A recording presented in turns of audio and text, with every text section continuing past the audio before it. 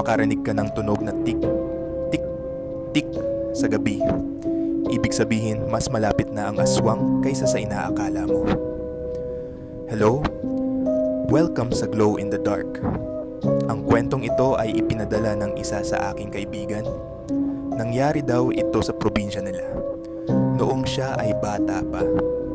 Hanggang ngayon, malinaw pa rin sa kanya ang gabing iyon. Isang gabi daw, bandang 2:00 ng madaling araw, nagising siya sa kakaibang ingay sa bubong ng bahay nila. Parang may dahan-dahang gumagapang sa yero. Akala niya noong una, pusa lang. Pero napansin niya, masyadong mabigat ng tunog ng bawat galaw. Parang tao ang nasa bubong. Tinawag niya ang nanay niya. Mahinang sinabi ng nanay niya, "Manahimik ka lang at huwag kang lalabas." Doon na siya kinabahan. Nagtago silang dalawa sa kama habang nakikinig sa ingay sa bubong. Unti-unti itong gumagalaw, parang may hinahanap. Tapos, biglang tumigil. Akala nila tapos na. Pero maya-maya, may narinig silang mahabang tunog ng dila. Parang tik, tik, tik, tik. Mas lalong nanlamig ang pakiramdam ng kaibigan ko. Alam daw nila sa probinsya, kapag narinig mo ang tunog na yon, may aswang na malapit. Mas lalo silang hindi gumalaw. Pero biglang may narinig silang mahinang kaluskos sa bintana.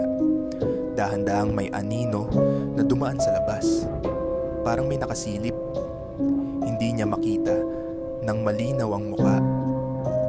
Pero alam niyang may nakatingin sa loob ng kwarto.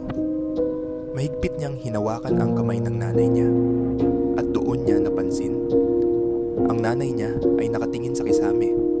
Nakatingin sa bubong. Mahina nitong sinabi, "Huwag kang gagalaw." Hindi pa siya umaalis. Lumipas ang ilang minuto na parang napakahaba. Pagkatapos, biglang nawala ang lahat ng ingay. Tahimik na ulit ang gabi. Kinabukasan, nang sumikat na ang araw, saka lang sila lumabas ng bahay. Pag tingin nila sa bubong, may mga mahahabang gasgas sa yero. Parang may malalaking kuko na dumaan. Pero ang mas nakakatakot, sa tabi ng bintana ng kwarto niya, may bakas ng kamay. Mahaba ang mga daliri. At parang hindi iyon kamay ng tao.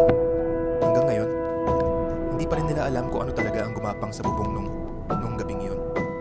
Pero simula daw noon, tuwing naririnig niya ang tunog na tik, tik, tik, hindi na siya lumalabas ng bahay sa gabi. Ito ang Glow in the Dark, kung saan ang mga kwento ay minsan mas totoo kaysa sa inaakala natin. Maraming salamat.